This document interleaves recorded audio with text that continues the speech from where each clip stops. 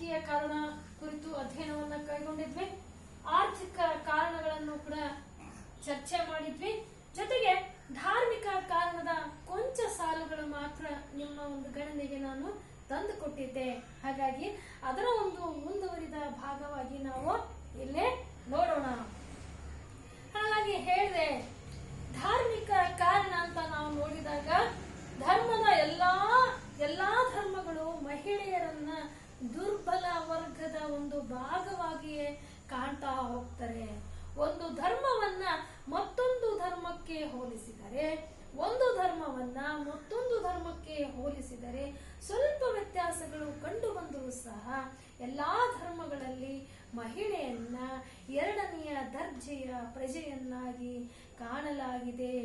ಹಿಂದೂ ಪುರಾಣಗಳಲ್ಲಿ ಭೂಮಿ, ರಾಜ್ಯ ಇತ್ಯಾದಿಗಳನ್ನ ಹೆಣ್ಣಿಗೆ ಹೋಲಿಸಿ ಹೇಳಿದ್ದಾರೆ. ಆದರೆ ದುರಂತವೆಂದರೆ ಅವುಗಳ ಮೇಲೆ ಹೆಣ್ಣಿಗೆ ಒಡೆತನದ ಹಕ್ಕು ನೀಡಲಿಲ್ಲ. ಎಷ್ಟು ವಿಪರ್ಯಾಸ ಅಲ್ಲಮ್ಮ! ಹೇಗೆ ವಿಪರ್ಯಾಸ ಅಂತ ನಾವು ನೋಡಿದ್ವಿ.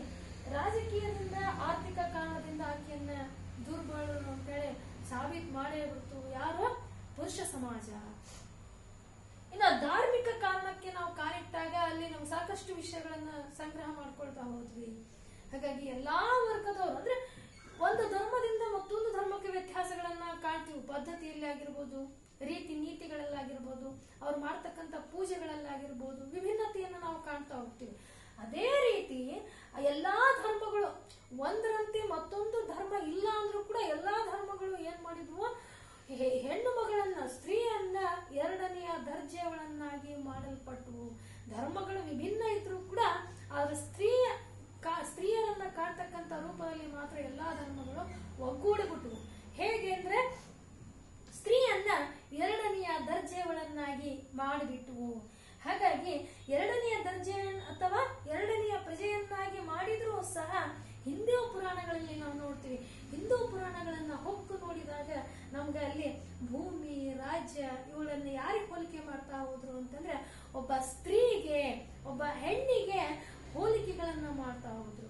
ರಾಜ್ಯ ಲಕ್ಷ್ಮಿ, ಭೂತಾಯಿ ಅಂತ ನಾವು ಹೇಳ್ತೀವಿ, ಭೂಮಾತೆ ಅಂತ ನಾವು ಹೇಳ್ತಾ ಹೋಗ್ತೀವಿ. ಅಂದ್ರೆ ಹೆಣ್ಣಿಗೆ ಅವನ್ನೆಲ್ಲ ಹೋಲಿಕೆ ಮಾಡಿದ್ರೆ ಹೊರತು ದುರಂತ ಅಂದ್ರೆ ನಾನೇನ್ ಹೇಳ್ತೀನಿ, ಅವುಗಳನ್ನ ಚಲಾಯಿಸುವ ಹಕ್ಕುಗಳನ್ನು ಮಾತ್ರ ಹೆಣ್ಣಿಗೆ ಕೊಡ್ಲೇ ಇಲ್ಲ. ಅವುಗಳನ್ನು ಹೋಲಿಸ್ಲಿಕ್ಕೆ ಮಾತ್ರ ಹೆಣ್ಣು ಬೇಕು. ಆದ್ರೆ ಅವುಗಳನ್ನು ಅನುಭವಿಸ್ಲಿಕ್ಕೆ ಮಾತ್ರ ಹೆಣ್ಣು ಬೇಡವೇ ಬೇಡ ಅಂತ ಹೇಳಿ ಸಮಾಜ ಮುದ್ರೆಯನ್ನ, ಅಂದ್ರೆ ಸಮಾಜದ ಪುರುಷ ಸಮಾಜ ಮುದ್ರೆಯನ್ನ ಒತ್ತೇ ಬಿಟ್ಟಿತ್ತು. ಆಗ ಹೇಳ್ತಾರೆ, ಅವುಗಳ ಮೇಲೆ ಹೆಣ್ಣಿಗೆ ಒಡೆತನದ ಹಕ್ಕು ನೀಡಲಿಲ್ಲ. ಮಹಿಳೆ ಯಾವ ಸ್ವಾತಂತ್ರ್ಯಕ್ಕೂ ಅರ್ಹಳಲ್ಲ ಮತ್ತು ಅಂತಹ ಯಾವುದೇ ಹಕ್ಕುಗಳಿಗೆ ಅವಳು ಅರ್ಹಳಲ್ಲ ಎಂದು ಸ್ಮೃತಿಕಾರರು ಹೇಳಿದ್ದಾರೆ. ನೋಡಿ, ಮನು ತನ್ನ ಧರ್ಮಶಾಸ್ತ್ರದಲ್ಲೇ ಹೇಳ್ತಾ ಹೋಗ್ತಾನೆ ಮುಂದುವರೆದು, ಯಾವ ಹೆಣ್ಣನ್ನ ನಾವು ಇವತ್ತು ಹೆಣ್ಣನ್ನ ದೇವರು ಅಂತ ನಾವು ಹೋಲಿಕೆ ಮಾಡ್ತೀವೋ ಅಂತ ಹೆಣ್ಣು ಯಾವುದಕ್ಕೆ ಸಮರ್ಥಳಲ್ಲ, ಸ್ವತಂತ್ರದ ಹಕ್ಕನ್ನ ಪಡಿಲಿಕ್ಕೆ ಸಮರ್ಥಳ ಅಲ್ಲ ಅಂತ ಹೇಳಿ ಮನು ತನ್ನ ಸ್ಮೃತಿ ಧರ್ಮಶಾಸ್ತ್ರದಲ್ಲಿ ಹೇಳಿಬಿಡ್ತಾನೆ. ಏನಂತ ಹೇಳ್ತಾನೆ ಅಂತಂದ್ರೆ, ಮಹಿಳೆ ಮಗಳಾಗಿ ತಂದೆಯ ಆಶ್ರಯದಲ್ಲಿ, ಏನ್ ಹೇಳ್ತಾನೆ? ಮಹಿಳೆ ಮಗಳಾಗಿ ತಂದೆಯ ಆಶ್ರಯದಲ್ಲಿ, ಹೆಂಡತಿಯಾಗಿ ಗಂಡನ ಆಶ್ರಯದಲ್ಲಿ, ತಾಯಿಯಾಗಿ ಮಗನ ಆಶ್ರಯದಲ್ಲಿ ಬಾಳಬೇಕೆಂದು ಹೇಳಲಾಗಿದೆ. ವಿಪರ್ಯಾಸ ಅಲ್ವೇ? ಕಾರಣದ ದೇವರು ನಮ್ಗೆ ಎಲ್ಲಿ ಕಾಣಿಸೋದಿಲ್ಲ ಅಂತ ಅದಕ್ಕೆ ತಾಯಿನ ಬಿಟ್ಟರೆ ಅಂತ ನಾವು ಹೇಳ್ತಾ ಹೋಗ್ತೀವಿ. ತಾಯಿನೇ ಒಂದು ದೇವರ ಸ್ವರೂಪ ಅಂತ ಹೇಳ್ತೀವಿ ವಿದ್ಯಾರ್ಥಿಗಳೇ. ಆದ್ರೆ ಸ್ಮೃತಿಯಲ್ಲಿ ಮನು ತನ್ನ ಸ್ಮೃತಿಯಲ್ಲಿ ಹೇಳ್ತಾನೆ, ಅಂದ್ರೆ ಧರ್ಮಶಾಸ್ತ್ರದಲ್ಲಿ ಹೇಳ್ತಾ ಹೋಗ್ತಾನೆ, ಒಬ್ಬ ಸ್ತ್ರೀ ಹೇಗೆ ತನ್ನ ಬದುಕನ್ನ ಸಾಗಿಸ್ಬೇಕು ಅಂತಂದ್ರೆ ಮಗಳಾಗಿ ತಂದೆಯ ಆಶ್ರಯದಲ್ಲಿ ಇರ್ಬೇಕಂತೆ, ಹೆಂಡತಿಯಾಗಿ ಗಂಡನ ಆಶ್ರಯದಲ್ಲಿ ಇರ್ಬೇಕಂತೆ, ತಾಯಿಯಾಗಿ ಮಗನ ಆಶ್ರಯದಲ್ಲಿ ಇರಬೇಕು ಅನ್ನೋ ಅಂಶವನ್ನ ಮನು ಕೈಗೆತ್ಕೊಳ್ತಾನೆ. ಜೊತೆಗೆ ಹೇಳ್ತಾನೆ, ಮಹಾಭಾರತದಲ್ಲಿ ಪಾಂಡವರು ತಮ್ಮ ಹೆಂಡತಿಯಾದ ದ್ರೌಪದಿಯನ್ನ ಜೂಜಾಟದಲ್ಲಿ ಇಟ್ಟಿತ್ತು. ರಾಮಾಯಣದಲ್ಲಿ ಸುಳ್ಳು ಆಪಾದನೆಯ ಮೇಲೆ ಗರ್ಭಿಣಿ ಕಾಡಿಗೆ ಅಟ್ಟಿತ್ತು. ಅವಳ ಶೀಲವನ್ನ ಪರೀಕ್ಷಿಸಲು ಅಗ್ನಿ ಪರೀಕ್ಷೆಗೆ ಒಳಪಡಿಸಿತ್ತು. ಸಹ ಹಿಂದೂ ಧರ್ಮದಲ್ಲಿ ಮಹಿಳೆಯರನ್ನ ನಡೆಸಿಕೊಂಡಂತಹ ಅಮಾನವೀಯ ಧೋರಣೆಯನ್ನ ತೋರಿಸುತ್ತವೆ. ಒಂದೇ ಎರಡೇ ಎಲ್ಲಾ ಧರ್ಮಗಳಲ್ಲೂ ಕೂಡ ಮಹಿಳೆಯನ್ನ ಎರಡನೆಯ ದರ್ಜೆಯವಳು, ಎರಡನೆಯ ಪ್ರಜೆ ಅಂತ ಯಾಕೆ ಹೇಳಲ್ಪಟ್ಟಿತು ಅಂದ್ರೆ ಇಲ್ಲಿ ನಾವು ಅರ್ಥ ಮಾಡ್ಕೊಳ್ಬೇಕು, ಗಮನಿಸಬೇಕು. ಯಾವ ಪಾಂಡವರು ಮಹಾಭಾರತದಲ್ಲಿ ದ್ರೌಪದಿಯನ್ನ ಕೇಳದೆ, ಅವಳ ಒಂದು ಅಪೇಕ್ಷೆಯನ್ನ ಕೇಳದೆ, ನಿರ್ಧಾರವನ್ನ ಕೇಳದೆ ಜೂಜಾಟದಲ್ಲಿ ದ್ರೌಪದಿಯನ್ನ ಆ ಒಂದು ಪಣ ಇಡ್ತಾರೋ ಅಂತಹ ಒಂದು ಸಂದರ್ಭದಲ್ಲಿ ಹೆಣ್ಣಿನ ಸ್ಥಿತಿಗತಿಗಳ ಬಗ್ಗೆ ನಾವು ಚಿಂತನೆಗೆ ಒಳಪಡಿಸಬೇಕಾಗ್ತದೆ. ಯಾವ ರಾಮಾಯಣದಲ್ಲಿ ಆ ಒಂದು ರಾಮ ಯಾವುದೋ ಸುಳ್ಳು ಆಪಾದನೆಯನ್ನ ಹೊರಿಸಿ ಸೀತೆಯನ್ನ ಅಂದ್ರೆ ಗರ್ಭಿಣಿಯಾಗಿರ್ತಕ್ಕಂಥ ಸೀತೆಯನ್ನ ಕಾಡಿಗೆ ಅಟ್ಟಿದ್ನು. ಅವಳ ಒಂದು ಶೀಲವನ್ನ ಪರೀಕ್ಷೆ ಮಾಡಲಿಕ್ಕೆ ಅಗ್ನಿ ಪರೀಕ್ಷೆಗೆ ಒಳಗ್ ಮಾಡಿದ್ನು. ಈ ಒಂದು ಒಂದಲ್ಲ ಎರಡಲ್ಲ ಇಂಥ ಒಂದು ಅಮಾನವೀಯ ಕೃತ್ಯಗಳು ಹಿಂದೂ ಧರ್ಮಗಳಲ್ಲಿ ಸಹ ನಾವು ಕಾಣ್ತಾ ಹೋಗ್ತೀವಿ. ಕೇವಲ ಹಿಂದೂ ಧರ್ಮ ಅಲ್ಲ, ಜೊತೆಗೆ ಮುಂದೆ ಬರ್ತಕ್ಕಂಥ ಧರ್ಮಗಳಲ್ಲೂ ಕೂಡ ಆಕೆಗೆ ಮಾಡ್ತಕ್ಕಂಥ ಒಂದು ಅಮಾನವೀಯ ಕೃತ್ಯವನ್ನು ಕೂಡ ನಾವಿಲ್ಲಿ ನೋಡಬೇಕಾಗ್ತದೆ. ಮುಂದುವರಿದು ಇಸ್ಲಾಂ ಧರ್ಮದಲ್ಲಿ ಮಹಿಳೆಯರಿಗೆ ಆಸ್ತಿಯಲ್ಲಿ ಸಮಾನ ಹಕ್ಕನ್ನು ನೀಡಿದ್ದರೂ ಸಾಮಾಜಿಕವಾಗಿ ಅಂದರೆ ಮದುವೆ, ವಿಚ್ಛೇದನ, ಜೀವನಾಂಶ ಇತ್ಯಾದಿ ಅಲ್ಲದೆ ಅವಳನ್ನು ಸಾಮಾಜಿಕ ಜೀವನದಲ್ಲಿ ಕೆಟ್ಟದಾಗಿ ನಡೆಸಿಕೊಳ್ಳಲಾಗುತ್ತದೆ. ಇನ್ನ ಇಸ್ಲಾಂ ಧರ್ಮವನ್ನ ಗಮನಿಸಿದಾಗ ಅಲ್ಲಿ ಆಸ್ತಿಯ ಹಕ್ಕನ್ನ ಅವರ ಒಂದು ಧರ್ಮದಲ್ಲಿ ಪುರುಷನ ಸರಿಸಮಾನವಾಗಿ ಮಹಿಳೆಗೆ ಕೊಟ್ಟಿದ್ರೂ ಸಹ ಸಾಮಾಜಿಕವಾಗಿ ನಡೆಸಿಕೊಂಡಿರ್ತಕ್ಕಂಥ ವಿಷಯಗಳು ಸಾಕಷ್ಟಿವೆ. ಅವುಗಳನ್ನು ನೋಡಿದರೂ ಸಹ ಸಾಮಾಜಿಕವಾಗಿ ಇಸ್ಲಾಂ ಧರ್ಮದಲ್ಲಿಯೂ ಕೂಡ ಮಹಿಳೆ ದಬ್ಬಾಳಿಕೆಗೆ ಒಳಗಾದ್ಲು ಅನ್ನುವ ಅಂಶಗಳನ್ನು ಕೂಡ ನಾವಿಲ್ಲಿ ನೋಡ್ತಾ ಹೋಗ್ತೀವಿ. ಇನ್ನು ಮುಂದುವರೆದು ಕ್ರೈಸ್ತ ಧರ್ಮದಲ್ಲೂ ಸಹ ಗಂಡನಾದವನು ಹೆಂಡತಿಯ ಒಡೆಯನಾಗಿ ಇರುತ್ತಾನೆ. ಹಾಗೆಯೇ ಹೆಂಡತಿಯಾದವಳು ಸಂಪೂರ್ಣವಾಗಿ ಗಂಡನ ಅಧೀನದಲ್ಲಿ ಇರಬೇಕಾಗುತ್ತದೆ ಎಂದು ಪ್ರತಿಪಾದಿಸುತ್ತದೆ. ವಿಪರ್ಯಾಸ ಅಂದ್ರೆ ಕ್ರೈಸ್ತ ಧರ್ಮದಲ್ಲಿಯೂ ಹಾಗೆ ಹೆಂಡತಿಯ ಒಡೆಯನಾಗಿ ನಾವು ಗಂಡನನ್ನ ಅಂದ್ರೆ ಸ್ತ್ರೀಯರ ಒಡೆಯರನ್ನಾಗಿ ನಾವು ಯಾರು ನೋಡ್ತೀವಿ, ಇಲ್ಲಿ ಪುರುಷನನ್ನ ನಾವು ನೋಡ್ತಾ ಹೋಗ್ತೀವಿ. ಆ ಒಂದು ಹೆಣ್ಣು ಸಂಪೂರ್ಣವಾಗಿ ಆ ಒಂದು ಗಂಡನ ಅಧೀನಕ್ಕೆ ಒಳಗಾಗ್ತಕ್ಕಂಥದ್ದನ್ನ ಕೂಡ ನಾವೆಲ್ಲಿ ನೋಡ್ತೀವಿ, ಕ್ರೈಸ್ತ ಧರ್ಮದಲ್ಲಿ ನಾವು ನೋಡ್ತಾ ಹೋಗ್ತೀವಿ. ಹೀಗೆ ಇರ್ಬೇಕಂತ ಹೇಳಿ ಆ ಧರ್ಮ ಪ್ರತಿಪಾದನೆ ಮಾಡ್ತದೆ ಅನ್ನುವ ಅಂಶಗಳು ಕೂಡ ನಮಗೆ ಗಮನಕ್ಕೆ ಬರ್ತದೆ. ಹಾಗಾಗಿ ಕ್ರೈಸ್ತ ಧರ್ಮದ ಪ್ರಕಾರ ಮದುವೆಯ ಮುಖಾಂತರ ಗಂಡು ಹೆಣ್ಣು ಒಂದೇ, ಅವರು ಎಲ್ಲಾ ವಿಧದಲ್ಲೂ ಸಮಾನರು ಎನ್ನಲಾಗಿದೆ. ಆ ಒಂದು ಯಾವುದೆಂದರೆ ಅದು ಗಂಡು. ನೋಡಿ ವಿಚಿತ್ರ, ಮದುವೆ ಮಾಡಿಸೋ ಕಾಲಕ್ಕೆ ಕ್ರೈಸ್ತ ಧರ್ಮದಲ್ಲಿ ಇಬ್ರು ಅಂದ್ರೆ ಎರಡು ದೇಹ ಒಂದೇ ಆತ್ಮ, ಹಾಗಾಗಿ ಇಬ್ರು ಸಮಾನರು ಅನ್ನುವ ಒಂದು ಪ್ರತಿಪಾದನೆಯನ್ನ ಮಾಡ್ತಾರೆ.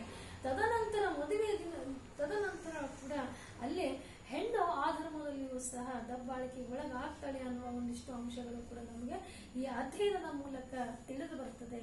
ಹಾಗಾಗಿ ನಾವು ಕೊನೆಯದಾಗಿರ್ತಕ್ಕಂಥ ಸಾಮಾಜಿಕ ಕಾರಣಗಳನ್ನ ನೋಡ್ತೇವೆ. ಹಾಗಾಗಿ ಸಾಮಾಜಿಕವಾಗಿಯೂ ಕೂಡ ಹೆಣ್ಣಿಗೆ ಯಾವ ರೀತಿಯ ಶೋಷಣೆ ನಡೆಯಿತು ಅಂತಕ್ಕಂಥ ಅಂಶಗಳು ಕೂಡ ನಮಗೆ ಕಂಡು ಬರ್ತದೆ.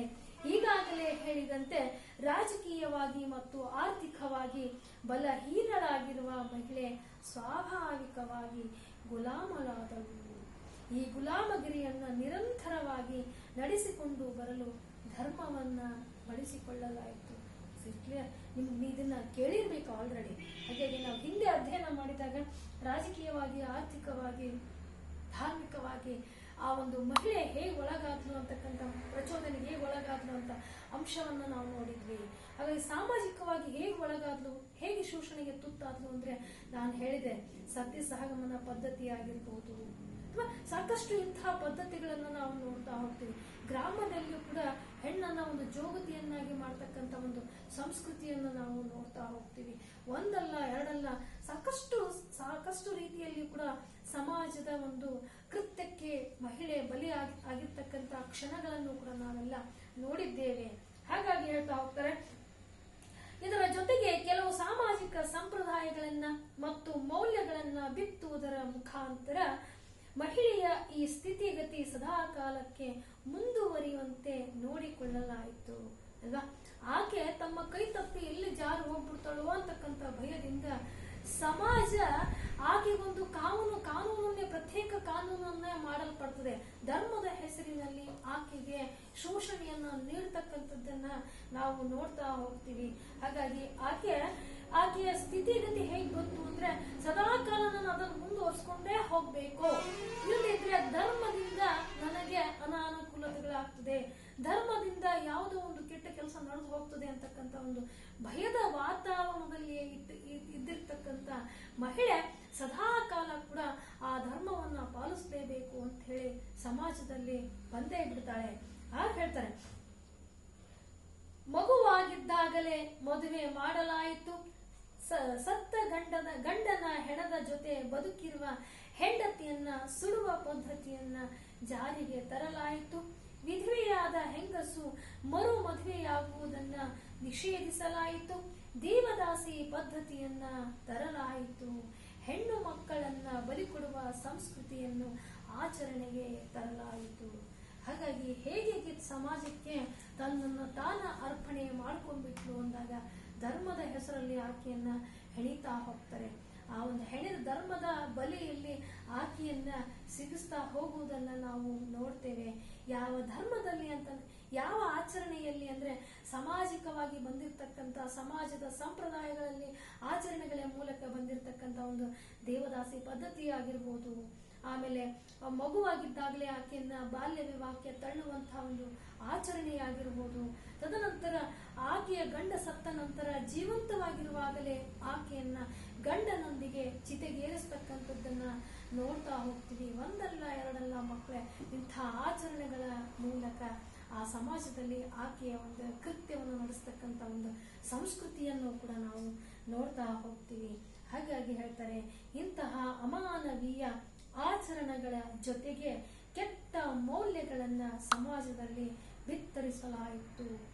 ಉದಾಹರಣೆ ಹೇಳ್ತಾ ಹೋಗ್ತೀನಿ, ಅಲ್ಲಿ ಹೇಳ್ತಾ ಹೋಗ್ತಾರೆ, ಇಂತಹ ಆಚರಣೆಗಳ ಜೊತೆಗೆ ಆಕೆಯನ್ನ ಕೂಡ ಕೆಲವೊಂದು ವಿಷಯಗಳ ಮೂಲಕ ಧಿಕ್ಕರಿಸಲ್ಪಟ್ಟಂತೆ. ಹೇಗೆ ಅಂತ ನಾವು ನೋಡೋದಾದ್ರೆ ಅಲ್ಲಿ ಹೇಳ್ತಾರೆ, ನಗುವ ಹೆಂಗಸರನ್ನ ನಂಬಬಾರದು, ಮಹಿಳೆಯರ ಬುದ್ಧಿ ಮೊಣಕಾಲ್ ಕೆಳಗೆ, ಎರಡೂ ಜಡೆ ಒಂದಾಗುವುದಿಲ್ಲ, ಧ್ಯಾನಿ ಗಾದೆಗಳ ಮೂಲಕ. ಕೇವಲ ಧರ್ಮದ ಹೆಸರಲ್ಲಿ ಮಾತ್ರ ಆಕೆನ ಒತ್ತುವರಿ ಮಾಡ್ಕೊಳ್ಳಿಲ್ಲ. ಯಾವ್ದೋ ಒಂದು ಹೆಂಗಸ್ ನಗ್ತಾ ಇದ್ಲು ಅಂತಂದ್ರೆ ಆ ನಗೋ ಹೆಂಗಸ್ ನಂಬಾರ್ದಪ್ಪ, ಎಷ್ಟಿದ್ರು ಹೆಣ್ಮಕ್ಳ ಬುದ್ಧಿ ಮೊಣಕಾಲ್ ಕೆಳಗೆ ಅನ್ನೋ ಒಂದು ಅಂಶಗಳನ್ನ ಇಟ್ಕೊಂಡು ಕೂಡ ಆಕೆಯನ್ನು ಶೋಷಣೆಗೆ ಒಳಗ್ ಮಾಡ್ತಕ್ಕಂಥ ಕ್ಷಣಗಳನ್ನು ಕೂಡ ವಿದ್ಯಾರ್ಥಿಗಳೇ ನಾವಿಲ್ಲಿ ನೋಡ್ತೇವೆ. ಹಾಗಾಗಿ ಒಂದಲ್ಲ ಎರಡಲ್ಲ, ನಿಮ್ಮ ಒಂದು ಪಠ್ಯಕ್ರಮಕ್ಕೆ ಸಂಬಂಧಪಟ್ಟಂತೆ ಮಹಿಳೆಯ ಈ ಸಮಸ್ಯೆಗೆ ಅಥವಾ ಈ ಸ್ಥಿತಿಗೆ ಒಟ್ಟಾರೆ 4 ಕಾರಣಗಳನ್ನ ನಾವು ಕೈಗೊಂಡ್ವಿ. ಒಂದು ರಾಜಕೀಯ, ಒಂದು ಆರ್ಥಿಕ, ಅದಂತರ ಧಾರ್ಮಿಕ, ಕೊನೆಯದು ಸಾಮಾಜಿಕ. ಹಾಗಾಗಿ ಈ ಒಂದು ವ್ಯವಸ್ಥೆಯಲ್ಲಿ ಮಹಿಳೆ ಯಾವ ರೀತಿಯಾಗಿ ಶೋಷಣೆಗೆ ಒಳಗಾಗಲ್ಪಟ್ಟರು ಅಂತಕ್ಕಂಥ ಅಂಶಗಳನ್ನ ಕುರಿತು ನಾವು ಅಧ್ಯಯನವನ್ನ ಕೈಗೊಂಡ್ವಿ. ಹಾಗಾಗಿ ಮುಂದಿನ ಒಂದು ಅಧ್ಯಯನವನ್ನ ಮುಂದಿನ ಭಾಗದಲ್ಲಿ ನಾವು ನೋಡೋಣ. ಇನ್ನು ಉಳಿದಿರ್ತಕ್ಕಂಥದ್ದು ಅಸಮಾನತೆಯ ವಿರುದ್ಧ ಮಹಿಳೆಯರ ಕೂಗು ಇರ್ಬೋದು, ನ್ಯಾಯಾಂಗದ ಪಾತ್ರ ಆಗಿರ್ಬೋದು, ಮತ್ತೆ ಸಾಧನೆಗಳಾಗಿರ್ಬೋದು, ಜೊತೆಗೆ ಮುಂದುವರಿದ ಸಮಸ್ಯೆಗಳು, ಅದಕ್ಕೆ ಪರಿಹಾರಗಳು. ಈ ಒಂದು 4-5 ಅಂಶಗಳನ್ನ ಹೊತ್ತು ನಾನು ಮುಂದಿನ ಒಂದು ತರಗತಿಯಲ್ಲಿ ಅಧ್ಯಯನವನ್ನ ಕೈಗೊಳ್ತೇನೆ.